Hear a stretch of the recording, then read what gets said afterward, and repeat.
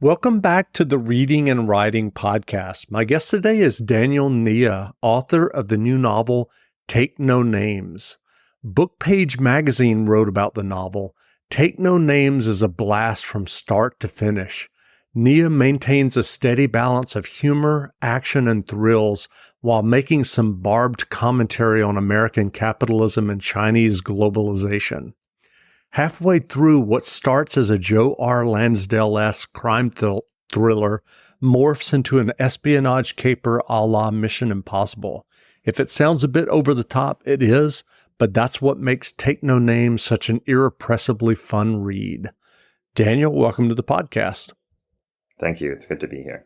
Absolutely. Well, if someone listening hasn't yet heard about your novel, Take No Names, how would you describe the novel? Wow, gosh, I'm still working on a succinct answer to that question. Maybe that's why I don't know. Maybe I'm a little proud of that. I feel like it's not totally elevator pitch. I mean, it's a heist thriller, you know. So I think that I'm overall, writing with that page turner in mind, that feeling of, whether you're wide awake or on a plane or on a beach or, on the subway, that you just want to keep going and read the next page. With the heist element in particular, that whole thing about assembling the team,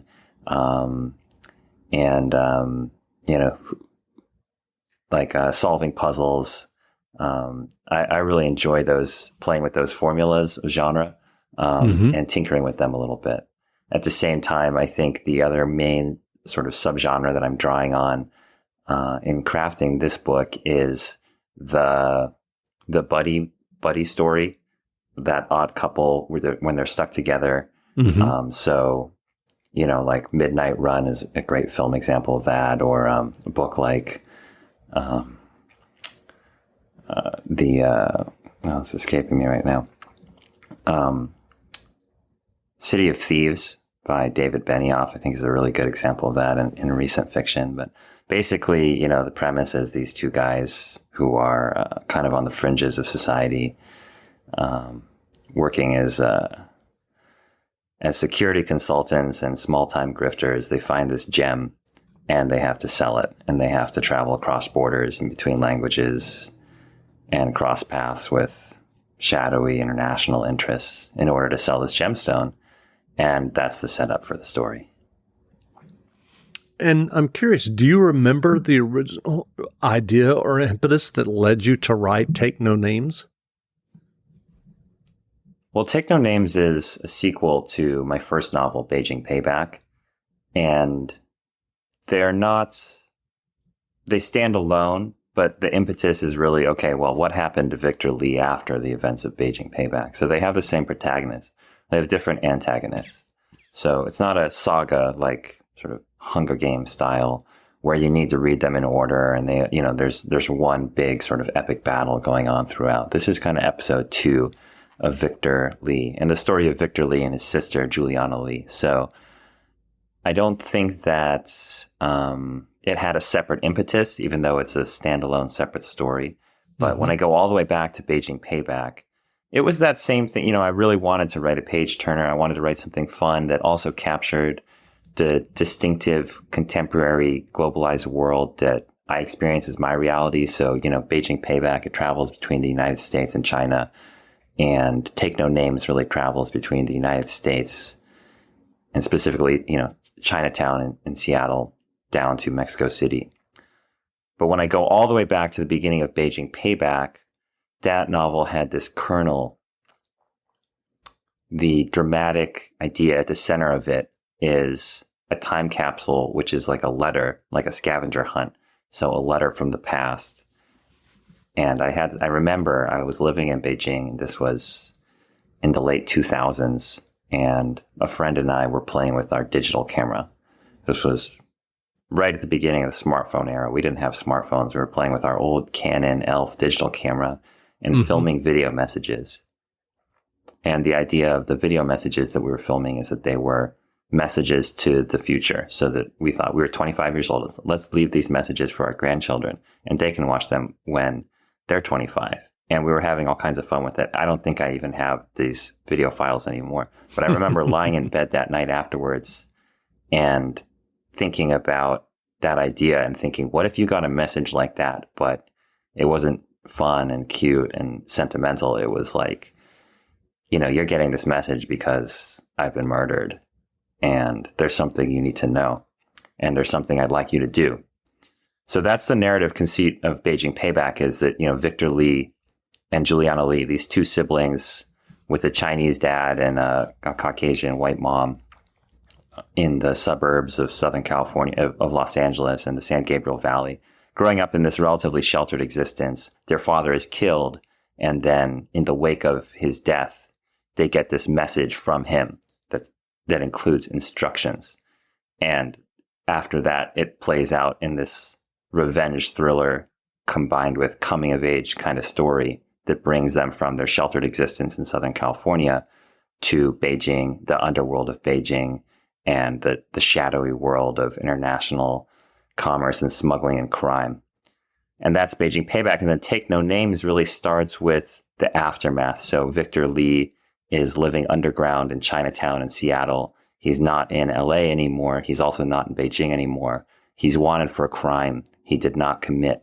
And he's facing, the cops are looking for him. He's 22 years old and he's feeling, very cynical. And then, he joins a gym. He's trying to learn how to fight. He's trying to learn how to defend himself in this cold, unfair, noirish reality that he finds himself in. His sister's calling him on the phone saying, Victor, you need to turn yourself in, face court. Even if you go to jail, you can get your name back. He's saying, I don't want that. It's not fair. I'm going to keep running. And then at the gym, he meets this guy, Mark Knox. Mark Knox is a Iraq war vet with physical and intellectual disabilities, who is a security consultant, kind of a small-time grifter. And Mark recruits Victor into this scheme where they rob storage units. And in the storage unit, they find the gem. So that's kind of the setup for the plot of Take No Names. And like I said, it doesn't really require reading Beijing Payback to jump into the book. I think, the completionists out there who like to do things in order will enjoy Beijing Payback, because Take No Names definitely, spoils the plot of Beijing Payback. But Victor Lee is wanted for a crime he didn't commit as a setup, and he's in Seattle, and that's where the book starts. Well, I'm curious about your writing prior to Beijing Payback. Was that the first novel that you had ever sat down to write? And yes, it was. Yeah. I think my path to writing was not the most common. I never did MFA. I did study creative writing, took a couple nonfiction classes in college, and I wanted originally to be a journalist. And then I started studying the Chinese language, and I realized, I had an opportunity to do that kind of travel and work as a translator and interpreter. So I lived in China for some years, and then I moved back to the States. And what I wanted was to write a novel all along. I never wrote short stories. I never did an MFA. I just wanted to be a novelist. I think I wanted that since I was like 8 years old. I was a kid who just devoured novels and of all different genres. And I read at recess. I got in trouble for reading at recess in the third grade. It was like, dude, play with the other kids. And I said, no, teacher, I would like to continue reading my novel. And they were like, okay, that's not, and I don't know if they were right or wrong to punish me for that or encourage me to not do that. But that's what I wanted. I just wanted to escape into stories. I think it had something to do with moving around a lot as a kid and having a lot of different environments and new people and saying goodbye to friends. And I don't know, I just had I remember my mom telling me, if you can read, you will never be bored. And that's kind of, I just always had a book. So, Sure. Right. So anyway, the question I guess you asked was about writing prior to Beijing Payback. I wrote a lot of translations. I translated some fiction, but a lot of art criticism, because that was a good market niche for my skill set as a translator, and because there was a lot of demand. The Chinese art world, contemporary art world, was very hot. galleries and museums were coming out with critical essays about Chinese art, and they would generate them in Chinese, and then they would publish catalogs in both languages. So I would translate that from Chinese to English. So I think that work helped me get good at, picking the right word to express an idea. And I felt like I was a strong writer at the sentence level from that. And I had written for my college newspaper and that kind of thing, but I had no fiction writing experience. I mean, I'd written like 1 or 2 short stories ever that no one ever saw. And I sat down and I thought, I want to write a novel that goes from the United States to China. And I had that idea, like I mentioned, the idea of the scavenger hunt, the letter from the past. And it took me 6 years. I finished a draft in 3 years, and I showed people and I showed people and I showed people, and I was bad. I was very bad at it. And people told me the things that I needed to do to improve. And that's how I got to the end of Beijing Payback. And what was that process like for you of kind of editing based on that feedback? Well, I didn't know what I wasn't good at that point. I thought, I felt confident in my ability to write sentences and voice and character dialogue. And because those were the things that I read for. So I thought that, I'm probably pretty good at novels because I know what I like and I think I can do that part. And I hadn't thought that much about story and plot. I hadn't thought that much about world. But there's all these things, I didn't know how to write a chapter. I just felt like I knew how to write a sentence. Right. So it's hard. And it's one of the beautiful things about writing is that if you got an ego, you're going to come to terms with it. And so, getting feedback. I think one thing I learned was I'd ask like 5 people at once for feedback. So I'd finish a draft. I send it to 5 people. And if one person just really didn't like something, it's like, well, everyone else was kind of okay with that. And, because I'm very impressionable. Like, I think someone can easily shift what I think is something, especially if it's my own writing. It's like, at that phase, when I had never published anything, I thought, well, gosh, this person's probably right. Well, these 4 people say something else. So I kind of get like that, scattershot approach and see where I see trends, where the Venn diagrams of the criticism overlap. Right. And then, feel awful for a day, and then the next day feel better, and then the next day go back to work. And I'm curious, you've talked about it in this conversation, but I'm just curious, in working on Beijing Payback and then Take No Names, what was your process in terms of like the plotting and the overall structure? Are you someone who outlined, or did you just kind of dive into the narrative? Yeah, I outline so much. It's one of my main procrastination tools is to just outline. And it's the same thing as my actual life is like, I've got like always got a 10-year plan, and it changes like every Thursday. And I know that it's not like I'm like, okay, it's set now. It's just like, I don't know. People who are into astrology tell me this is typical Capricorn behavior. And I'm not sure I believe that, but I definitely believe that it's typical Daniel behavior, which is just, I love having a plan. I accept that it's a security blanket for me. And personally, I do believe the thing that I think a lot of authors say, which is if you know where the story ends when you start, it's not very fun. I think it's fun to let the characters, it just sounds so like cringy, corny to me, but I really believe it that the characters do feel alive to me, and that they kind of tell me where they need to go. You put them in the room, and I can't tell them what they're going to do. I really do feel like they have to be consistent as people and characters and their flaws. They can't do something that they wouldn't do. And so the way they interact, that causes the story to evolve. And so, there's an outline. There's a graveyard of outlines. there's so many outlines, Jeff, and none of them bear out. It's always in a constant state of flux. That's great. Well, what was the path to publication? I think you said it was kind of 6 years for you to work on Beijing Payback to get it to a point where, I guess you thought it was publishable. How was it, the process to find a publisher? I was extremely fortunate. As I mentioned, I never did an MFA. Mm-hmm. So, I wrote the novel. I wrote 3 drafts, and then I showed it to an agent who was an agent of a friend of mine, a writer I met, and who is helping me with the drafts. And then that agent, thank you, Bonnie Nadell. If you ever listen to this, I have a fantastic agent. And she was like, this needs a lot of work. Like, are you dedicated? And I was like, what are you talking about? This is done, like send me my check.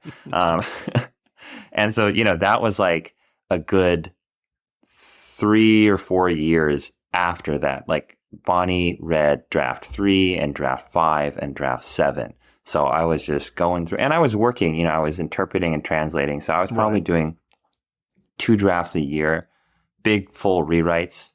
And in the gaps between translating these art essays, this job, the other job, I was interpreting for the State Department. So I would go away for 3 weeks and escort a delegation of Chinese dignitaries around the country. And then I'd come home and write for 3 weeks and go out again.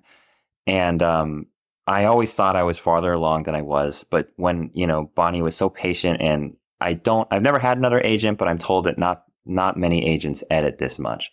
So she helped me. She knew what she was doing.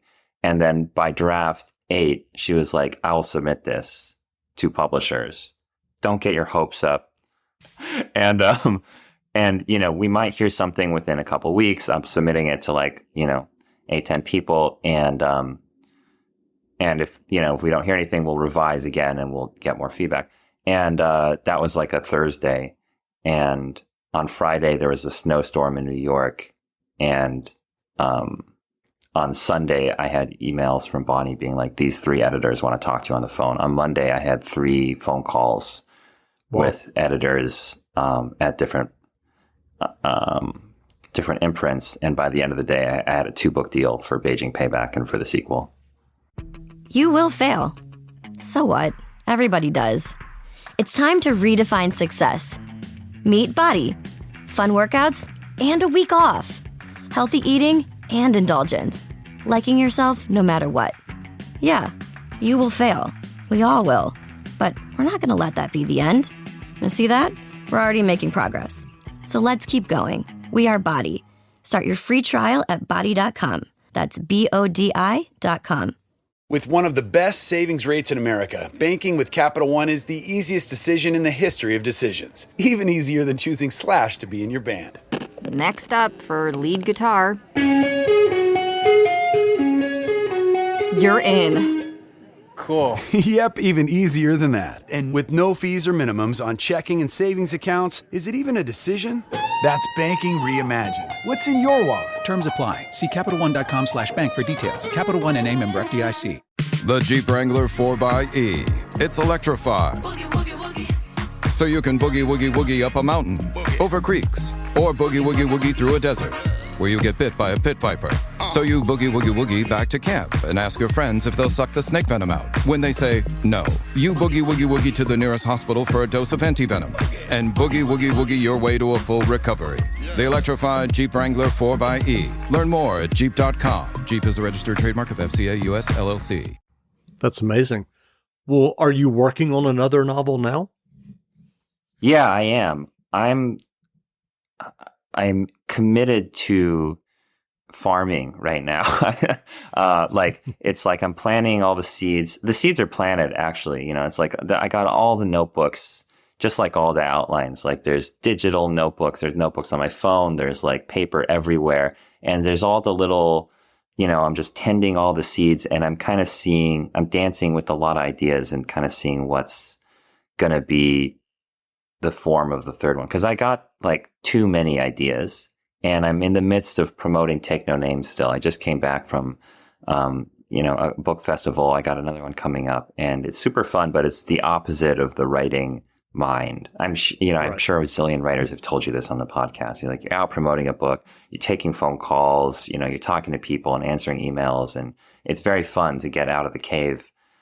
But it's very hard to also sit down and have that long, deep, humpback whale attention span to write prose. And I'm so admiring of those writers who are like, oh yeah, I write, I write on the planes, I write in the hotel rooms, I write in the bathroom. Like, oh my God, I worship you, but I need my routines. And I'm still writing every morning, But in terms of committing to that novelistic world, it's really nice to have a break from feeling the obligation to generate X number of pages right now.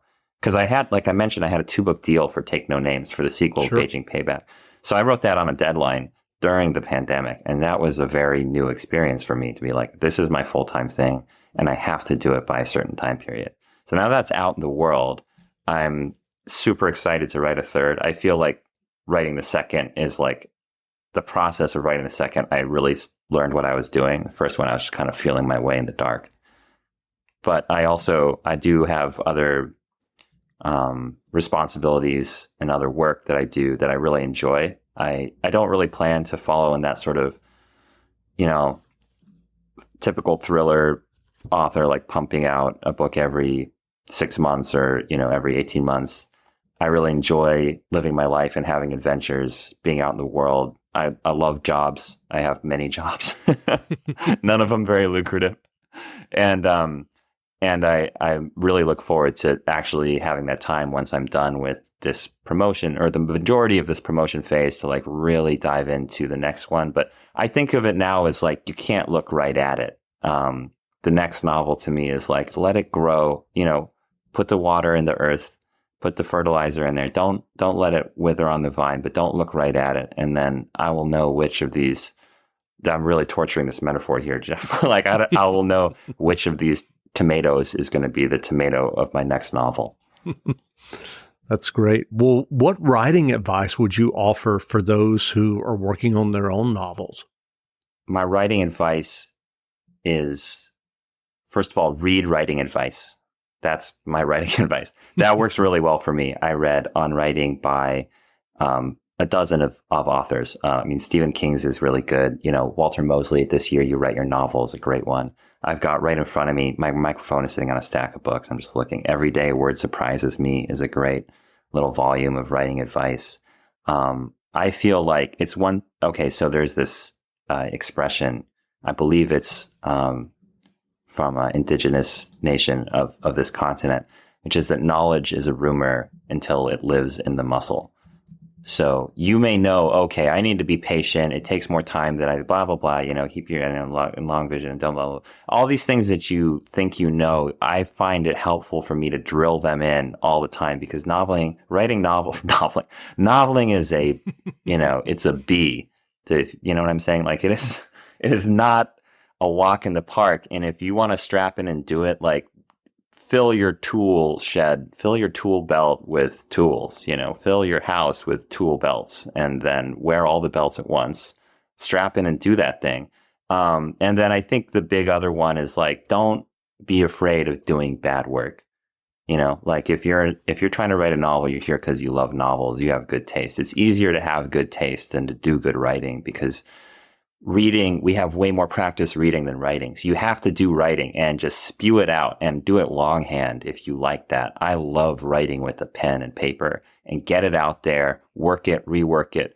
I recently heard a couple authors talking about reading early drafts of Anna Karenina and it was like crappy. It was really bad. I can't remember what the original title that Tolstoy had for it was, but it was like a pretty bad title. And it's like, just remember that like everything starts, or I've heard, I love the Beatles and you can hear their early studio recordings of these songs that are so perfect, like so well executed. And they're like, oh, that doesn't sound good at all. And like everyone, even the Tolstoys and the John Lennons, they had bad stuff before the good stuff. So yeah, just whatever, nose to the grindstone. That's kind of it. That's great. Well, what novels or nonfiction books have you read recently that you enjoyed? I think that the best book, the book that I've been recommending left and right that I read a few months ago is Piranesi by Susanna Clarke. Have you read that one? I have not. Nope, not yet. So that's a genre. I love thrillers, but I really love people who play with genre. And that's kind of my main inspiration, is to play with genre rather than to like really live in genre. And I think so Piranesi by Susanna Clarke is speculative fiction, I guess. It's definitely not, realism. But it's very literary. It's an unforgettable voice and characters, and has that perfect, like, I don't like the word perfect, right? I mean, it's 75,000 words probably, so nothing's perfect, but it's so well done. I just recommend it left and right. So I really recommend that one, Piranesi. City of Thieves, I actually read after I wrote my book, but I mentioned it earlier. I feel like that's another one where David Benioff, the author, is playing with genre. It's kind of a war book. It's kind of that buddy story that I mentioned, that odd couple that's tied together on a quest. And it's set, I laughed and cried. I'm currently reading the hero of this book by Elizabeth McCracken, that an author I really love, who I don't think I laugh that much when I read, even when people are like, this is so funny. I'm like, it's funny. I'm entertained. I'm amused. But like laugh out loud funny is really rare for me. And Elizabeth McCracken is an author who really makes me laugh out loud. I really loved her short stories, which I also just read for the first time last year. So now I'm reading her new novel, The Hero of This Book, and it's very touching and also very funny. That's great. Well, where can people find you online if they want to learn more about you and your novels? I got a website. It's danielnieh.net. And I think, my poison of choice in terms of social media is Instagram. So that's the one I use the most. I use Twitter just kind of to publicize stuff. So, I guess mainly, Instagram, or email me. It's on my website. And I'm an interactive type author. I don't live in, a hut in the woods yet. I think maybe in 10, 15 years, I'm going to build that hut. But for now, I'm like, please talk to me about my work. I love talking about books. I could probably, do your podcast once a week. So let me know if more spots open up. But I just, I love talking about books and writing. And if anyone wants to hit me up and say mean things about my novel, then I'm down for it. I'll buy you ice cream. Let's do it. That sounds great. Well, again, we've been speaking with Daniel Nieh, author of the new novel, Take No Names. The novel is on sale now, so go buy a copy. And Daniel, thanks for doing this interview. Thanks, Jeff, so much for having me. Absolutely. A habit established without discussion. Mark Knox and I sit in silence for several seconds before we exit the van. For me, a moment to steel my nerves. Fear takes up its proper position inside my ribcage, and my senses awaken to the night. The spit of the rain in the yellow headlights, the steady pit-pat as it drums on the roof, the sour odor of the van's mildewed upholstery. As for my employer, I don't know what goes through his head. Maybe Mark is like me, saying a prayer for a good haul and muttering his gratitude for some work to do on a Friday night. Or maybe he's just waiting for Ty, the guy we bribed for parking, to emerge from his single wide. The door of the trailer cracks open, and Ty sticks his head out. "I'm mad," Mark whispers. "You're Dave." I make my eyes big like, duh. I screwed up the fake names once, and now he never fails to remind me. We hop out of the van, sling our backpacks over our shoulders. Mark ascends the 3 steps to the door of Ty's trailer. I hang back. "My man, Matt!" Ty proffers his fist. Mark leans against the side of the trailer, taps Ty's fist with his own, and palms him a $10 bill. Ty tucks the 10 into the breast pocket of his blazer. Still in uniform, he must have had to work late. The 3 of us tip our heads back in unison as a passenger jet roars overhead, rending the air with twin 6-ton engines. The world feels changed once it's gone. The unseen throngs of crickets and chorus frogs chastened into silence. Ty glances at his watch. "Delta Red Eye to Newark. That's a Dreamliner. Y'all want rolls?" Mark grins as he produces $5 more from his rain pants. Ty works as a concierge at the Visa Crown Elite Lounge, where Obsidian card holders are served the same defrosted croissants every day until they're gone. But at the Cinnabon in Terminal 3, where his girlfriend cashiers, day-olds go home with the staff. Ty pockets the 5, disappears for a moment, and then reappears holding a plastic bag. "There's extra icing in there." He hands the bag to Mark. "My man," Mark says. "You good, Dave?" "Hi, Ty," I say. "Lot of new tents out there." Mark jerks his head back toward the entrance. Ty's lips press into a tight line, and he shakes his head ruefully. Land of the free. Well, good luck, my dudes. Bag mucho amphibians. He salutes us with 2 fingers and pulls his door shut. Mark puts the cinnamon rolls in the van, and then we set out through the rain, navigating the puddles in the potholed pathway between the netless tennis court and the empty pool, making our way toward the reservoir behind the mobile home park. 6 rolls for $5, Mark says, scanning the cloud layer for upwind gaps. That's like 15 calories a cent. Diabetes can add up, I say. Mark chuckles and says, We need happy, Ty. We skirt the muddy banks of the reservoir, trace the chain-link fence to where it vanishes into a thicket of blackberry bushes. Then the work gloves and headlamps come out of our backpacks. Peering into the darkness that surrounds us, I seek signs of others out, roaming the night. But we're alone. So I click on my headlamp in red light mode and pull aside the thorny vines that hide our tunnel through the thicket. Mark crawls in first. I follow behind. The bushes have grown since we last cut them back. And for the final several feet of the tunnel, on the other side of the hole in the chain-link fence, we're wriggling forward on our elbows and bellies. Think maybe we should trim again? I clamber to my feet on the other side. We've only got a couple trips left, Mark reminds me. We're standing in the corner of a large field, its soggy expanse arrayed with a grid of shipping containers listing in the mud. Hull Secure Facilities, or as we call it, the Lost and Found. Mark shucks his backpack to the ground in front of the nearest shipping container. Kneeling next to him, I knit my fingers together and boost him onto the top. After I've passed up both backpacks, I grasp his hands and launch myself upward, and he heaves me onto the container beside him. The first thing I do is check for our 2x4s, right here where we left them. Then I follow Mark's gaze to the cottage on the hill at the far end of the Lost and Found. A light glows in one window. Jerry's up late, I say, glancing at my watch. A black rubber Casio I found among Dad's things after his murder. 10 minutes to midnight. Mark narrows his eyes at the cottage. The window flickers.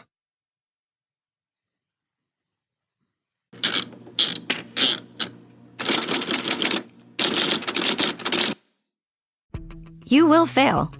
So what? Everybody does. It's time to redefine success. Meet Body. Fun workouts and a week off.